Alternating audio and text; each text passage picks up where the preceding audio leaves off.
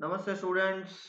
So last lecture हमने नहीं लिया था बट इस बार ले लेते हैं ग्रेविटेशनल पोटेंशियल एनर्जी। अब हमने लास्ट लेक्चर में इंटेंसिटी ऑफ ग्रेविटेशनल फील्ड देखा था। ग्रेविटेशनल फील्ड अगर आपको समझ में आई होगी तो ही ग्रेविटेशनल पोटेंशियल एनर्जी समझ में आएगा। ये बेसिकली क्या है? So when two bodies are placed close to one another they interact through the gravitational force. एक बॉडी यहाँ पे रखी, एक बॉडी यहाँ पे रखी, दोनों को एक दूसरे से नजदीक रखे तो ये इस पे फोर्स लगाएगा, ये इस पे फोर्स लगाएगा। ठीक है। अब जब फोर्स लगाएगा इस पे तो कुछ वर्क डन होगा, बिकॉज वर्क डन का फॉर्मूला क्या होता है? Force into displacement. और ये जो वर्क डन है वो कौन से फॉर्मेट में स्टोर्ड होता है? एनर्जी के फॉर्मेट में। इसलिए gravitational potential, due to this they possesses mutual gravitational potential energy. This is the reason. वो एक दूसरे पे फोर्स लगा रहे हैं, मतलब एक दूसरे से पे वर्क डन हो रहा है, इसलिए वो जो वर्क डन के कारण उनके अंदर जो है वो वर्क डन कौन से फॉर्मेट में स्टोर्ड होता है? एनर्जी के form.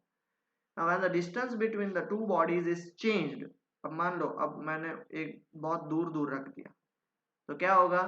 Work is done either by the gravitational force between the two bodies or against this force. In either case the gravitational potential energy of the bodies changes. मतलब जैसे ही हमने distance change कर दिया तो उन पे work done भी, उन पे फोर्स भी क्या हो जाएगा? चेंज हो जाएगा। फोर्स चेंज हो जाएगा क्योंकि फोर्स का फॉर्मूला क्या होता है?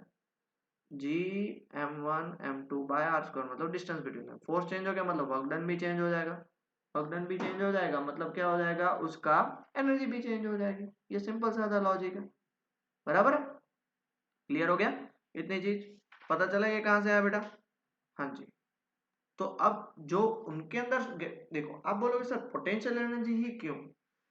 क्योंकि पोटेंशियल एनर्जी क्या होता है? It is either in change in position और चेंज इन कॉन्फ़िगरेशन। बराबर, यहाँ पे पोजीशन चेंज हो रही है उसके कारण। So the gravitational potential energy of a body is the energy associated with it due to its position in the gravitational field of another body and is measured by the amount of work done in bringing a body from infinity to a given point in the gravitational field of the other. ये उसकी definition है। जैसे मैंने आपको बताया potential energy क्यों? क्योंकि उसकी पोजीशन चेंज हो रही है। अब मान लो मैं आपको एक प्रैक्टिकल एग्जांपल देता हूँ। यहाँ पे एक बॉडी है जिसका मास m है, तो इसके आसपास ये सब जगह पे उसकी क्या होगी? ग्रेविटेशनल फील्ड होगी। अब एक ऑब्जेक्ट स्मॉल m वाले ऑब्जेक्ट को मैंने इधर रखा तो ये इसकी ग्रेविटेशनल फील्ड में आ गया, तो ये ऑब्जेक्ट इसकी तरफ अट्रैक्ट होगा, मतलब ये ऑब्जेक्ट इसकी तरफ क्या लगा रहा है? फोर्स लगा रहा है। तो ये ऑब्जेक्ट इसकी तरफ अट्रैक्ट होगा, तो फोर्स का फॉर्मूला क्या होता है? जी m/m/r²। उसका फॉर्मूला क्या होता है? जी m1 m2/r²। r² is what? Distance between दो। अब अगर ये मैसिव ऑब्जेक्ट है तो ये ऑब्जेक्ट इसकी तरफ अट्रैक्ट होगा। देखो इसकी तरफ अट्रैक्ट हो रहा है कि नहीं हो रहा है? इसकी तरफ अट्रैक्ट। क्यों इसकी तरफ अट्रैक्ट होगा? बिकॉज ये जो स्मॉल एम है वो इसकी फील्ड में आ गया, इसलिए।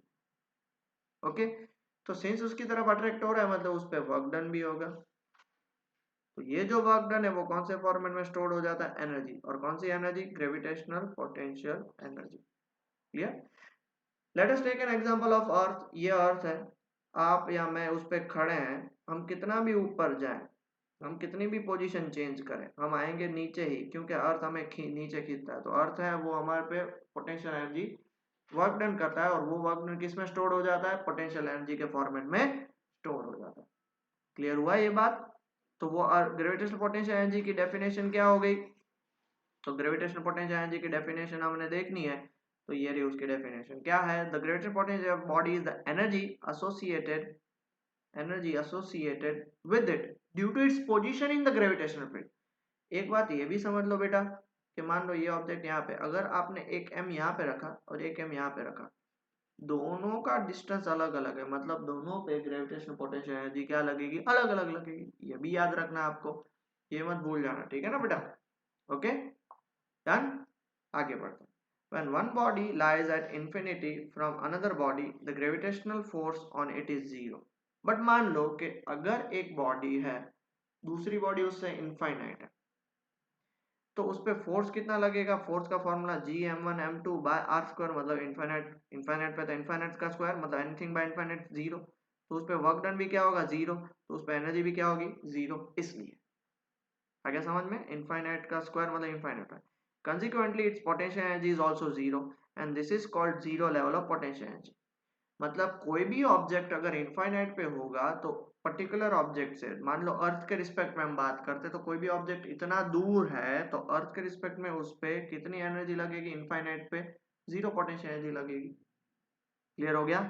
तो ये बेटा आपका बेसिक इंट्रोडक्शन था, प्लीज लिख लीजिए, ये खास करके लिखे जाए, उसकी डेफिनेशन है, फिर उसका हम डेरिवेशन देखते हैं। लिख लिया बेटा? ओके, अब हम उसका एक्सप्रेशन देखते हैं। एक्सप्रेशन मतलब डेरिवेशन। मैं पहले आपको फिगर एनालाइज कर दूं, थोड़ा सा फिगर ब्लर है, आई होप आपको रीडेबल है।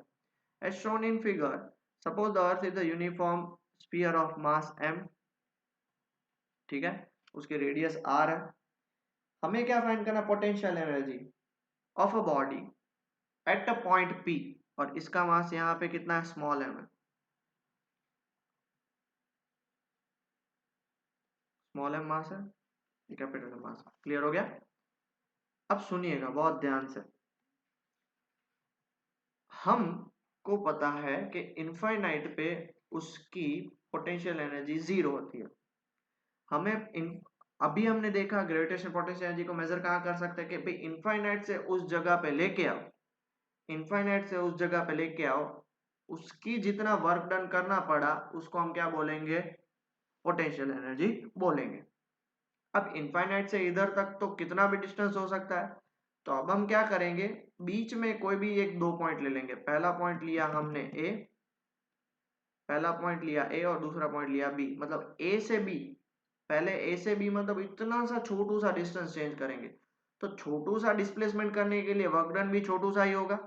फिर उन सबको क्या कर देंगे बेटा, हम इंटीग्रेट कर देंगे, जिससे आपको आइडिया क्लियर हो जाएगा। ठीक है, तो सबसे पहले जैसे हमने देख लिया कि भाई ये सब कुछ दिया हुआ है, हम कोई भी एक पॉइंट ए कंसीडर करते हैं जो कितना दूर है, एक्स डिस्टेंस दूर है। किससे दूर है, सेंटर ऑफ द अर्थ से। अब बोलोगे सर हमें ए फाइंड ही नहीं करना, हमें पी का फाइंड करना। हाँ बेटा मुझे पता है, इसलिए मैं क्या बोल रहा हूँ आपको, सबसे पहले मैं ए की बात इसलिए ले रहा हूँ क्योंकि ए टू बी लेंगे, फिर उसको हम इंटीग्रेट कर देंगे, कहाँ से, इनफाइनाइट से पी तक। समझ में आया? तो इसलिए जैसे मैंने आपको बताया कि भैया सबसे पहले क्या लेंगे, suppose at any instant the body is at point A such that O is equal to x। अब A से B छोटू सा डिस्टेंस लाने के लिए, तो पहले उस पे A पॉइंट पे बॉडी है, तो gravitational force at point A, gravitational force at A कितना लगेगा, फोर्स का formula Gmm by x square, क्योंकि mass of the earth is m, mass of the body is m, कितना दूर है, एक्स स्क्वायर। अब वो जो स्मॉल वर्क डन है, small work done in moving, जैसे मैंने आपको बताया, क्योंकि छोटा सा वर्क डन कर लो फिर उसको ऐड कर लेंगे, मूविंग क्या, बॉडी, कहां पे, फ्रॉम ए टू बी, और ए टू बी अब बहुत ही छोटा सा डिस्टेंस है, तो उसका वर्क डन भी क्या होगा, तो वर्क डन का फॉर्मूला क्या होता है, फोर्स इनटू डिस्प्लेसमेंट। अब फोर्स एफ है और सिंस उसका डिस्प्लेसमेंट डी एक्स है, तो क्या आएगा, G M M by x square d x हो जाएगा, फोर्स तो यहां से निकला। ओके, अब ये छोटा वर्क डन है, हम टोटल वर्क डन फाइंड करना है, तो टोटल वर्क डन मतलब इनफाइनाइट से लेके पी तक उसका इंटीग्रेट कर दो, तो पहले इतना लिख लीजिए फिर इंटीग्रेशन कर दें। हाँ, तो therefore the total work done in bringing the body क्या, from infinity to point P, क्योंकि ग्रेविटेशनल पोटेंशियल एनर्जी का डेफिनेशन यही होता है, तो क्या आएगा वर्क डन, तो work done is equal to integration of d डब्ल्यू, और डी डब्ल्यू हमारा क्या है, G M M by x square into d d x, कहाँ से कहाँ पे, फ्रॉम इंफिनिटी से हम आर तक, कहाँ से लेके आएंगे, फ्रॉम इन्फिनिटी से लेके हम आर तक लेके आएंगे, ठीक है। तो अब चेक कर लो बेटा, जी एम एम सब कांस्टेंट है क्योंकि किसके रिस्पेक्ट में डिफरेंट इंटीग्रेट करना, dx के, तो जी एम एम बाहर निकाल दिया। अब एक्स स्क्वायर ऊपर जाएगा तो वो क्या हो जाएगा, एक्स का पावर -2 dx हो जाएगा फ्रॉम इनफिनिट टू आर। तो W G M M, x का पावर -2 है उसका इंटीग्रेशन क्या होगा, एक्स का पावर -2 इसका इंटीग्रेशन होगा -1/x from infinite to are. तो जी एम एम, अब देखो लोअर लिमिट डालोगे, माइनस में बाहर निकाल लेता हूँ तो क्या बचा 1/x from infinite to are. तो therefore w is equal to -gmm, upper limit क्या है 1/r माइनस लोअर लिमिट क्या है इनफाइनाइट, तो 1/infinite इज व्हाट 0, तो ये क्या होगा -gmm/r। ये हो गया आपका वर्क डन। क्या हुआ बेटा, ये आपका वर्क डन हुआ। अब ये वर्क डन है, this work done is converted into energy. कौन सी एनर्जी, पोटेंशियल एनर्जी। तो U को मैं क्या लिख सकता हूं, -gmm/r। तो ग्रेविटेशन पोटेंशियल एनर्जी का फॉर्मूला क्या आया, -gmm/r। बहुत ही इंपॉर्टेंट है। आप सोचोगे सर माइनस क्यों आया, तो मैं वो आपको बाद में बताता हूँ, पर पहले इतना लिख लीजिए, ठीक है। सो नेगेटिव साइन क्यों आई, जैसे मैंने आपको बताया था, the negative sign in the equation indicates that the potential energy is due to the gravitational attraction between the earth and the body, बराबर है। और when the body is brought from infinity to a distance r, work is done by the gravitational force of attraction। जब भी work done by होता है तो वो क्या होता है, नेगेटिव होता है। वर्क डन ऑन होता है तब वो पॉजिटिव होता है।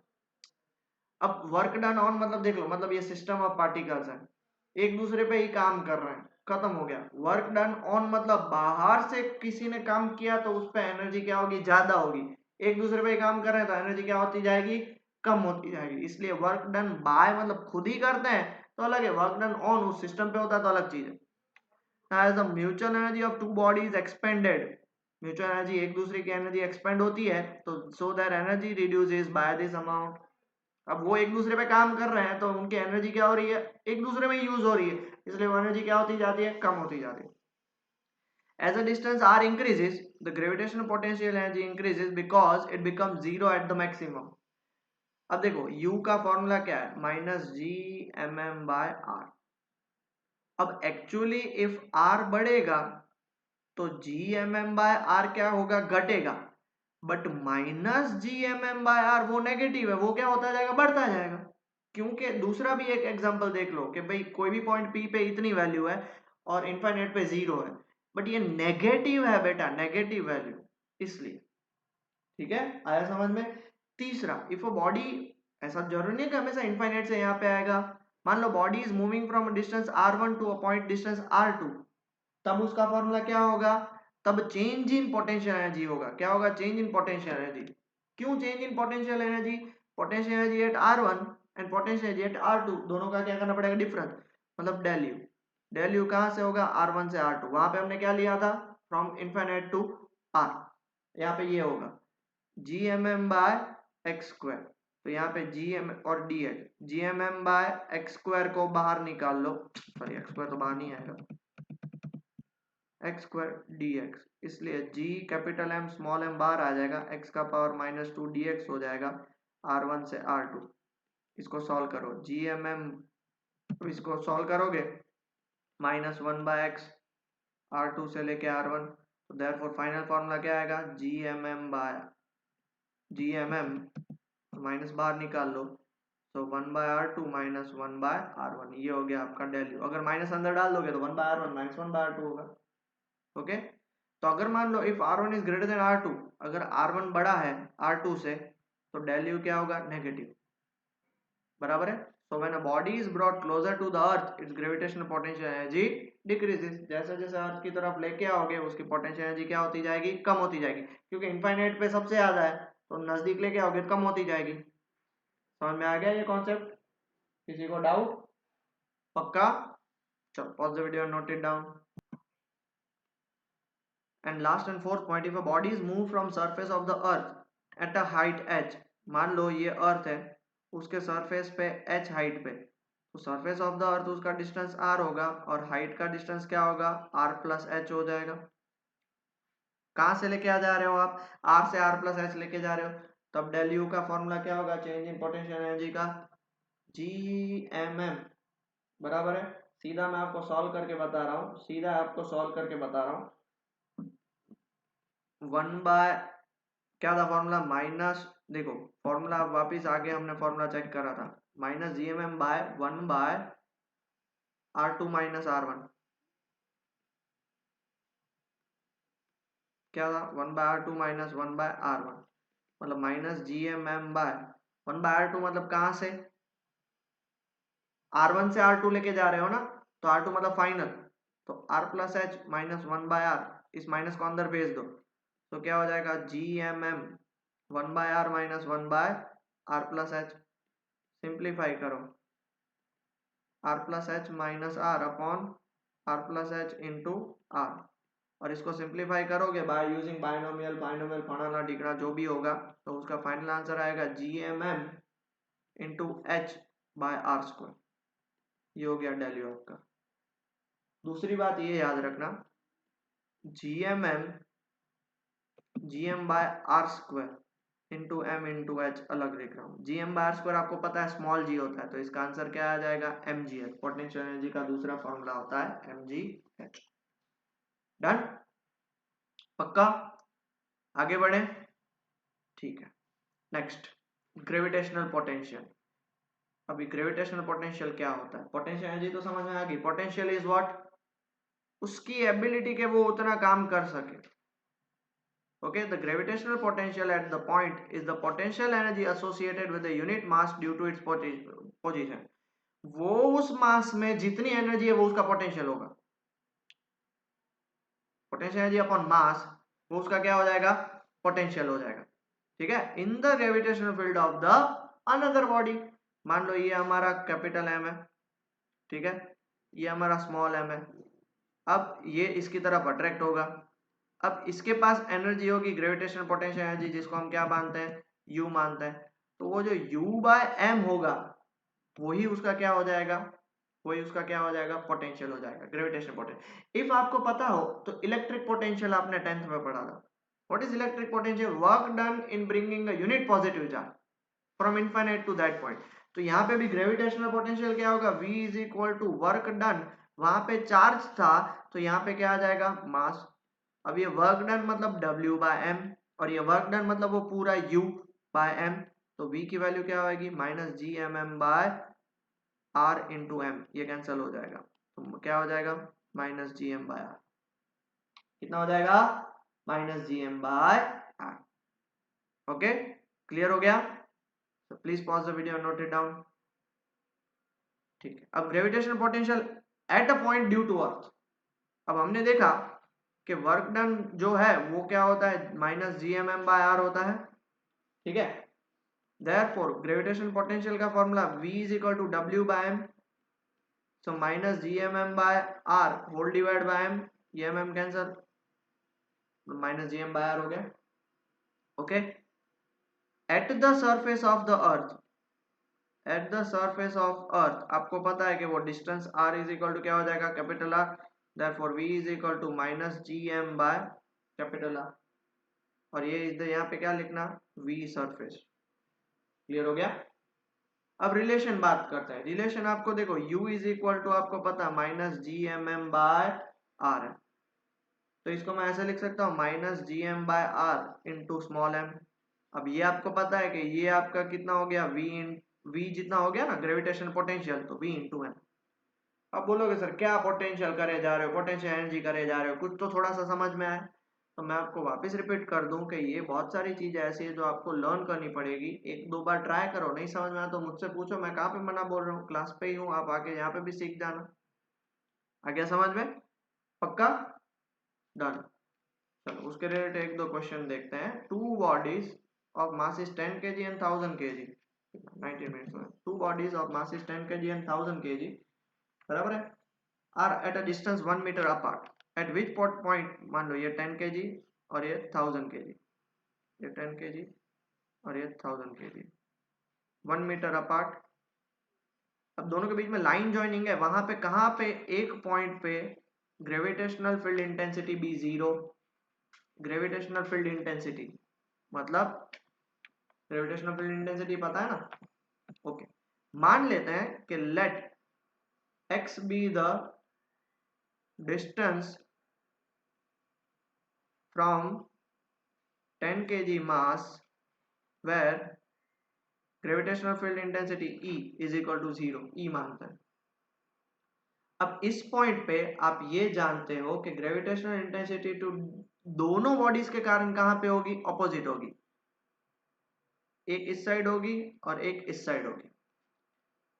जैसे मैंने आपको पहले भी बताया था, ग्रेविटेशनल इंटेंसिटी जो है, हम अर्थ पे खड़े हैं और हम थोड़े ऊपर चले जाए तो अर्थ हमें नीचे खींचेगा, तो क्या हम अर्थ पे कोई फोर्स नहीं लगाते, लगाते हैं, बट वो इतना नेग्लिजिबल होता है कि हम उसको कंसीडर नहीं करते। ठीक है, समझ में आया। और ग्रेविटेशनल फील्ड इंटेंसिटी का फॉर्मूला क्या होता है, GM by R square, GM by R square. तो ये किसके कारण होगा, जी इंटू एम, मतलब कितना हो जाएगा 10 kg। अब वो कितना दूर है, एक्स स्क्वायर दूर है, वापिस जी इंटू एम, इसका कितना होगा 1000 kg, और कितना दूर है। अब मान लो इसको मैंने x माना, तो ये पोर्शन कितना हो जाएगा 1 माइनस एक्स, तो ये कितना हो जाएगा 1 माइनस एक्स का स्क्वायर, जी जी कैंसल, ये कैंसल हो जाएगा, 1 माइनस एक्स को ऊपर लेके जाता हूँ, 1 minus x square by x square is equal to 100। इसको मैं 1 माइनस एक्स बाय एक्स का whole square is equal to 10 का स्क्वायर लिख सकता हूँ। तो ये क्या हो जाएगा 1 minus x by x is equal to 10, तो इधर जाएगा 1 minus x is equal to 10x, 1 is equal to 11x, therefore x की वैल्यू 1 by 11 metre. Simple. Next question, determine the gravitational potential on the surface of the earth given that radius is this and उसकी mean density फलाना टिकड़ा, ये सारी दी हुई है। ठीक है, determine the gravitational potential on the surface of the earth given that, चलो ग्रेविटेशनल पोटेंशियल का फॉर्मूला क्या होता है, v, v is equal to what, minus G M by R, minus G की वैल्यू 6.67 इंटू 10⁻⁻11, एम की value mass कितना है, it's mean density है, मीन डेंसिटी, तो डेंसिटी से हमें क्या फाइंड करना पड़ेगा, तो पहले मास फाइंड करना पड़ेगा। मास का फॉर्मूला क्या होता है 4/3 पाई आर क्यूब इंटू रो, तो यहाँ पे क्या लगाना पड़ेगा 4/3, पाई की जगह पे 22/7, ओके, आर क्यूब, और रो की वैल्यू कितनी हो जाएगी, रो की वैल्यू हो जाएगी आपकी दी हुई है 5.5 इंटू 10⁻³ अपॉन आर है, तो आर और ये कैंसिल हो जाएगा, तो v की value -6.67 into 10⁻⁻11 into 4/3 into 22/7, R की वैल्यू है 6.4 इंटू 10⁻⁶ का स्क्वायर इंटू 5.5 इंटू 10⁻3। अब इसका आपको सिंपल कैलकुलेशन करना है।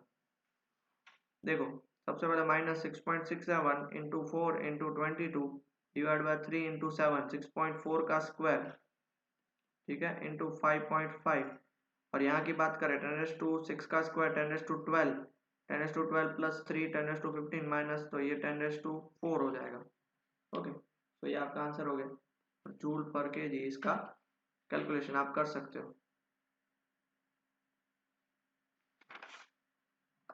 ठीक है, तीसरा, find the gravitational potential energy of a system, find the gravitational potential energy of a system of 4 particles each of mass m placed at a vertices of a square of side L। ठीक है, अब ये square है, A B C और D, सबकी size कितनी है, L है। ओके, अब फाइंड क्या करना है, हमें gravitational potential energy of a system find करनी है। ऑफ अ सिस्टम मतलब इसको यहाँ से मैं ज्वाइंट कर दूँ और इसको मैं यहाँ से ज्वाइंट कर दूँ, ये बीच में O पे इंटरसेक्ट होगा तो OA OB OC और OD, O उसका क्या हो जाएगा, डायगोनल का हाफ हो जाएगा। तो सबसे पहले देख लो AB is equal to BC is equal to CD is equal to DA is equal to L। दूसरी बात AC is equal to BD is equal to under root L square plus L square, मतलब वो क्या हो जाएगा √2L। तो उसका मतलब OA is equal to OB is equal to OC is equal to OD, उसका हाफ, तो वो हो जाएगा L/√2। अब हमें सबसे पहले क्या फाइंड करना है, gravitational potential energy, gravitational potential energy. अब एक बात थोड़ा सा ध्यान से सुनिए, U फाइंड करना है। U, अब पहले U क्या होगा, U हो जाएगा BA plus UCB plus UCA plus UDA plus UDB plus UDC। ध्यान से सुनना, A जो है वो B पे लगाएगा, C पे और D पे, A B पे, C पे और D पे, ओके।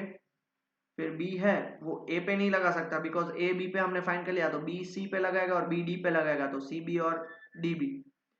फिर जो C है वो सिर्फ D पे लगाएगा, इसलिए हमने ये फाइंड कर लिया। समझ में आया? आप बोले सर क्या बोले जा रहे हो, देखो एक सिंपल सी बात मैं आपको बता रहा हूँ। A है वो C पे लगा, A है वो B पे लगाया तो AB, A है वो C पे लगाएगा, A है वो D पे लगाएगा। क्लियर हो गया? B है वो A पे नहीं लगा सकता क्योंकि वो फाइंड कर लिया, इसलिए B C पे लगाएगा और B D पे लगाएगा, और C किस पे लगाएगा, A पे लगाएगा। ओके, अब देखो AB, उसका फॉर्मूला क्या आएगा, -GMM/L, क्योंकि सबका मास तो सेम है। BC, BC का भी क्या आएगा, -GMM/L। CD, हम CD फाइंड, CA नहीं आएगा, CD आएगा, CD, हाँ CD, उसका भी क्या आएगा, -GMM/L। ओके, और BC और CD हो गया, AC और AD भी सेम होगा, AD भी चेक कर लो, ये सब सेम के सेम हो जाएंगे। U due to AB, U to AD, BC और CD ये सब सेम हो जाएंगे, तो उसको मैं 4 times U due to AB लिख सकता हूँ। दूसरी बात AC और BD इसका डिस्टेंस सेम हो जाएगा, तो उसको मैं 2UBD लिख सकता हूँ। अब सर क्या लिखे जा रहे हो, कुछ तो बताओ। ओके, U का फॉर्मूला क्या होता है, -GMM/R। अब सबका मास सेम है, इसलिए क्या हो जाएगा, -GM²/R। R मतलब सबका डिस्टेंस, देखो AB ले लोगे तो होल एंड सोल वो किस पे डिपेंड करेगा, R पे। अब ड्यू टू AB लोगे तो सबका डिस्टेंस सेम होगा। चलो, आपको कंफ्यूजन नहीं हो रहा इसलिए मैं चलो फॉर्मूला पुट करता हूँ, ठीक है। इसका फॉर्मूला होगा -GM²/L। AC का फॉर्मूला क्या होगा, -GM²/AC है मतलब कितना हो जाएगा, √2L। AD के कारण कितना हो जाएगा, AD के कारण क्या हो जाएगा, -GM²/L। BC के कारण कितना हो जाएगा, -GM²/L। BD के कारण कितना हो जाएगा, -GM²/√2L। और ड्यू टू CD के कारण कितना हो जाएगा, -GM²/L। अब समझ में आ गया? देखो 1 2 3 4 सब सेम है, इसलिए मैं वो उस साइड लिख रहा था।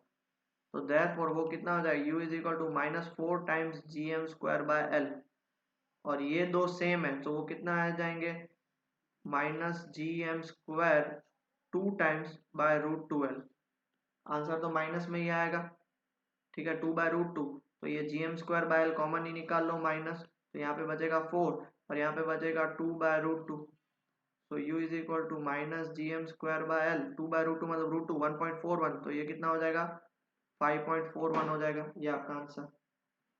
अब उसका दूसरा पार्ट हमें V फाइंड करना है। V कहाँ पे फाइंड करना है, and at the centre of the square. At the centre मतलब देखो O at the centre due to A कितना होगा, due to B, due to C और ड्यू टू D, चारों के चार कारण होगा, तो V एट द सेंटर मतलब O नाम ले रहा हूँ, तो V due to A, V due to B, V due to C और V due to D। Okay, VA का फॉर्मूला क्या है, VA का फॉर्मूला है -GM/OA plus -GM/OB plus -GM/OC plus -GM/OD। अब सब OA, OB, OC और OD same है, मतलब इसको मैं लिख सकता हूँ -4 टाइम्स GM/OA -4 टाइम्स GM/OA का डिस्टेंस कितना है, L/√2। तो √2 ऊपर जाएगा तो -4√2 GM/L, ये उसका आंसर। कितना सिंपल था, पक्का? ठीक है, पक्का? किसी को भी डाउट है pause the video, note it down. Okay, escape velocity topic लेना था बट आधा घंटा हो चुका है। आई डोंट वांट कि भाई आपको और कुछ डिफिकल्टी हो, इसलिए हम वो उसको नेक्स्ट लेक्चर में ले लेंगे। आई होप आपको आज का लेक्चर इजी है और समझ में आया होगा। तो study well and take care बेटा।